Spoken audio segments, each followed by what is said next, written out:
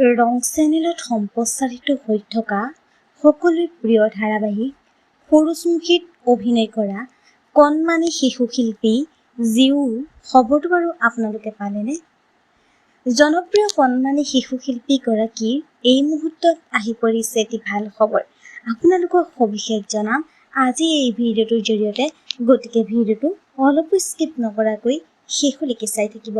নমস্কাৰ বন্ধু বান্ধৱীসকল, আপোনালোক সকলোকে স্বাগতম জনাইছো মই প্ৰতীক্ষাই SP নিউজ আছামিজৰ অন্য এটি নতুন ভিডিঅ'লৈ আপোনালোকৰ বাবে লৈ আহিছো পুনৰ এটি নতুন ভিডিঅ'টো সকলোৱে আদৰি ল'ব বুলি আশা কৰিলো। আহক আজি ভিডিঅ'টোৰ পৰৱৰ্তী অংশলৈ আগবাঢ়ো।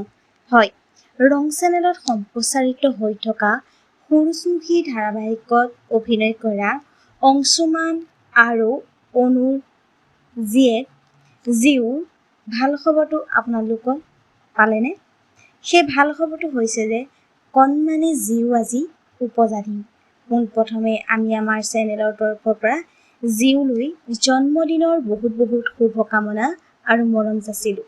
অনাগত দিনত তাই বহুত ভাল কাম কৰি আগুৱাই যাওক, সেয়ে আমাৰ প্ৰাৰ্থনা আমাৰ চেনেলৰ তৰফৰ পৰা।